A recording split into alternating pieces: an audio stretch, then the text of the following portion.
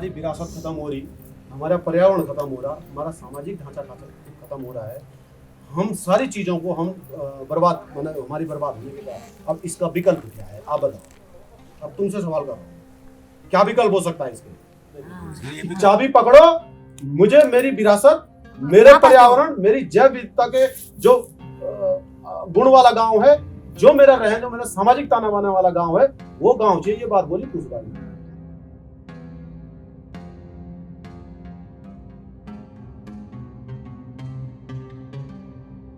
कुछ नहीं, एक झोपड़ी थी, एक बुड्ढे के वो चाय बनाता था, अरे एक दुकान थी मलासी की, कपड़े राशन पानी की, वहाँ से लेते थे। इतनी दुकानों थोड़ी थी, तो लकड़ी लेते थे। ओ उधर जंगल से हम, उधर वो जंगल से हम लकड़ी लेते। ये जंगल बना रखा है हमारा।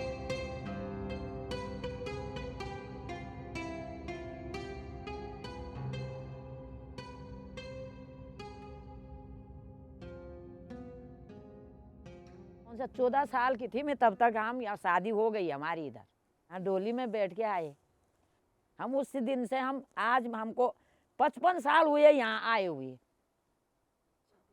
हमारे पति भी सर्विस ही करते थे, देश की सेवा में थे, फौज में। हाँ लड़का भी फौज में है हमारा। घर अच्छा था हमारा, मिट्टी का था, पत्थर का बना रखा था। आज के मिस्त्री ने नहीं बनाया, हमारे बुढ़े दादे ने बनाया, उन्होंने बनाया ये मकान। हैं इधर रास्ते से आंगनों में खेलते थे बच्चे हमारे। जब तक हम घास खेत से आए, कहाँ है बोलते बोलते मम्मी हम यहाँ हैं। तो ऐसे खेल कूद सब, मंदिर मठ सब हमारा ध्वस्त कर दिया।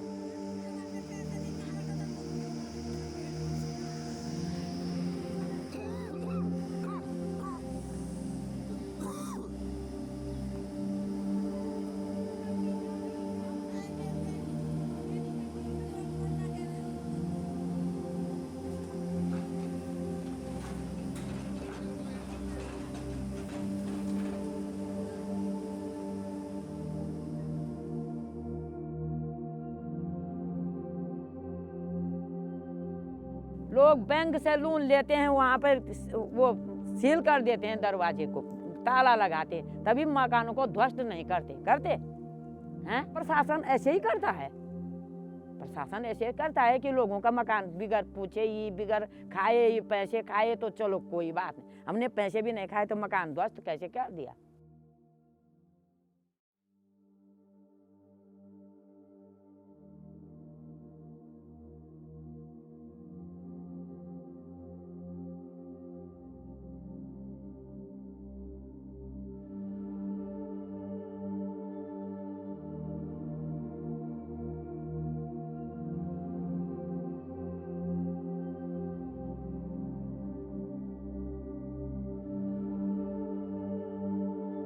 ये हमारी मकान थी, ये पुरानी मकान, ये नया मकान वो बना रखी थी नीचे।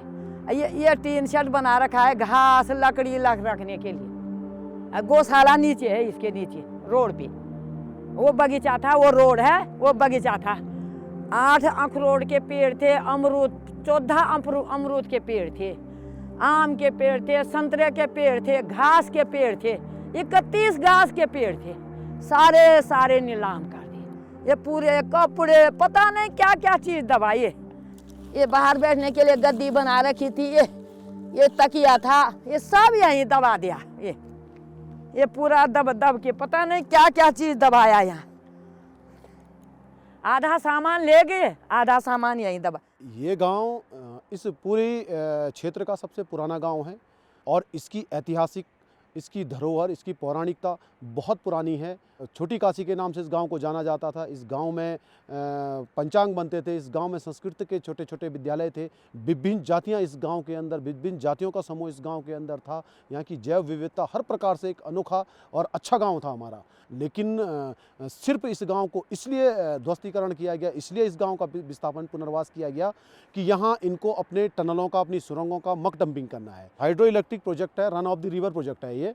और ये TIDC इंडिया लिमिटेड टिहरी जो डैम है उसके द्वारा यह बनाया जा रहा है। केंद्र सरकार और उत्तर प्रदेश सरकार के संयुक्त उपक्रम है और इसकी सर्वे 2003-4 से इसकी लगातार सर्वे हुई, इनकी सर्वे टनलें बनी और उसके बाद धीरे धीरे धीरे इन्होंने पूरे गांव के लोगों से मिलना जुलना शुरू किया। ये तो गांव वालों ने एक परियोजना प्रबंधन के सामने, प्रशासन के सामने एक बात रखी थी कि भाई आपकी परियोजना चल रही, इतनी हैवी ब्लास्टिंगें होंगी और इतने मजदूर रहेंगे, हम यहाँ कैसे रह पाएंगे। गांव वालों ने ये बात की थी, लेकिन गांव वालों ने ये नहीं बोला था क्या कि आप हमको विस्थापन कीजिए, इस तरह से हमको पुनर्वास कीजिए। गांव वालों ने अपनी सुरक्षा के मद्देनज़र ये बात रखी थी कि हम कैसे सुरक्षित रहेंगे, सवाल किया था।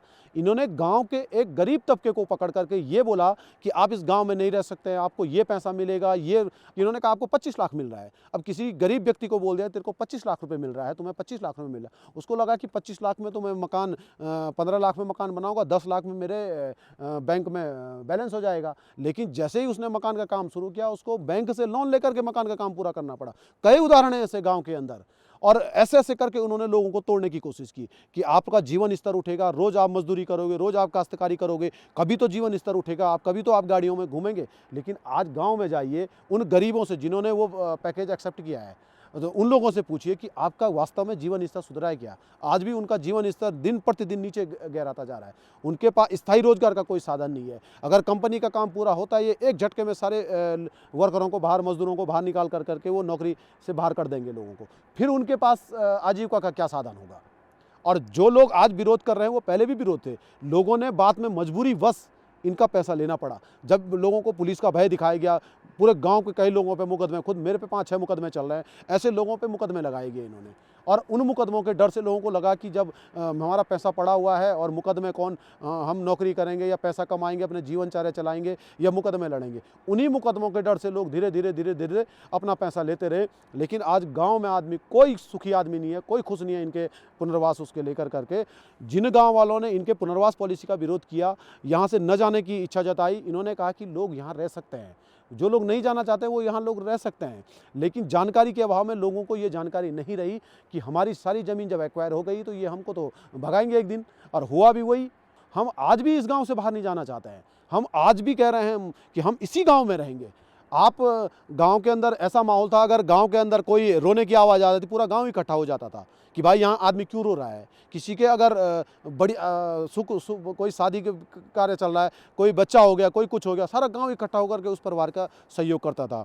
हमारे, मैं कह रहा हूँ, ये इतने मठ मंदिर है यहाँ, पूरा मंदिर समूह है ये कोई मंदिर नहीं है, बहुत सारे मंदिर हैं ये। और इन मंदिरों को तुमने ऐसा वीरान करके छोड़ दिया और आज उनको बर्बाद करने पे तुले हैं आप।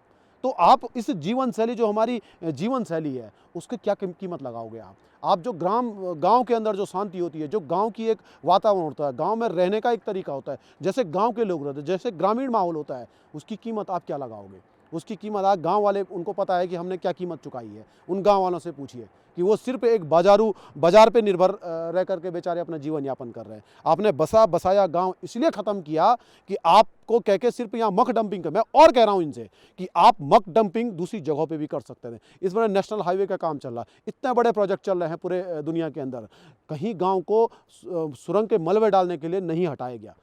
मैं तो आज भी कह रहा हूँ कि अगर आप हमारी कीमत दे सकते हैं, अगर आप हमको कंपनसेशन देना चाहते हैं, तो मैं तो एक ही कंपनसेशन मानूंगा कि मेरे को अपनी संस्कृति से, अपनी इस मिट्टी से, अपने पूर्वजों की इस छाती से, इस भूमि पे, अपनी मातृभूमि के साथ मैं रहना चाहता हूँ। और हम अपने आने वाली पीढ़ी को बताना चाहते हैं कि ये हमारा इतिहास है। वो नकली इतिहास हमारा विकास के नाम पर जो दे गया है, वो हमारा इतिहास नहीं है। हाँ, रोज आती हूँ मैं, क्या करूँ, रोती हूँ चले जाती हूँ, रोती हूँ चले जाती हूँ, क्या करें। गौशाला तो यहीं है, घास तो यहीं रखती, और छत में रखा है घास, टीन छत में घास लेती हूँ, यहाँ पर रखती। कभी नीचे सूख जाता तो अंदर रखती टीन की, नहीं तो ऊपर रखा है वो घास। गौशाला ले चलिए। हाँ चलो।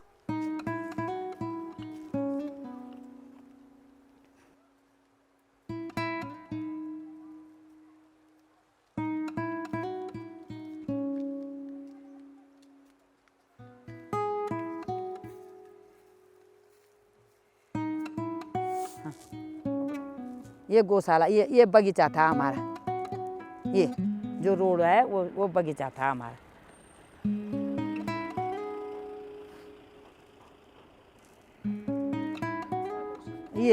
ये जो जिसमें घास रखा है, ये ऊपर, हाँ ऊपर, हाँ वो गाय है हमारी, है दो गाय रहती है, एक गाय बेच दिया। एक गाय जिस दिन मकान ध्वस्त हुई, पता नहीं कहाँ गई वो गाय।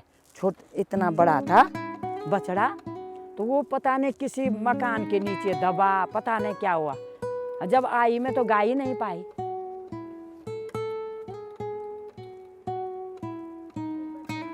आओ आओ।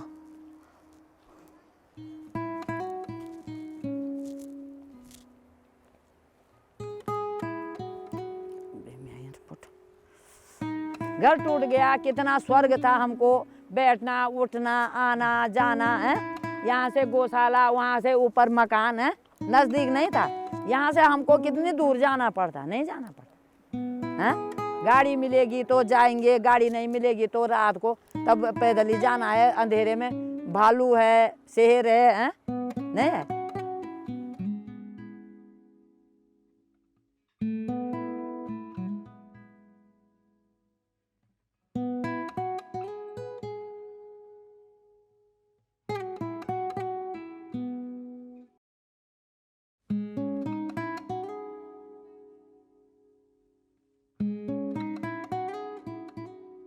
तो अपना ये घर नहीं आना याद, याद वहीं तो रहता है। यहाँ क्या है, यहाँ तो कुछ नहीं है।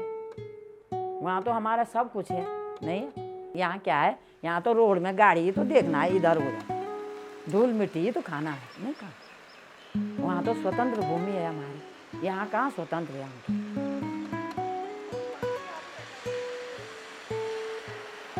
बदल क्या गई हमारी जिंदगी, तो बदलेगी नहीं। जैसी है वहाँ थी वैसी ही रहेगी। जब वहाँ मिलेगा हमको, तभी हमको शांति मिलेगी, जब हमारी जगह हमको मिलेगी। मतलब आप बिल्कुल नहीं, हम यहाँ रहने से खुश नहीं हैं, बिल्कुल खुश नहीं हैं हम। यहाँ रहने से हमें दिक्कत ही है, पर संतोष नहीं है। चाहे वो सोना दो चांदी दो, मैं कोई लालच नहीं है उन चीज़। हमारी धरोहर तो पार है, नहीं है। हमारी जन्मभूमि, मातृभूमि, पितृभूमि, देवभूमि सब उधर छूट गई है। हम तो यहाँ राक्षस भूमि में आए हैं। यहाँ अच्छा नहीं लगता हमको। चाहे बाजार, वो बाजार में घूमना अच्छा नहीं लगता। हमें अपना ही स्वतंत्र घर।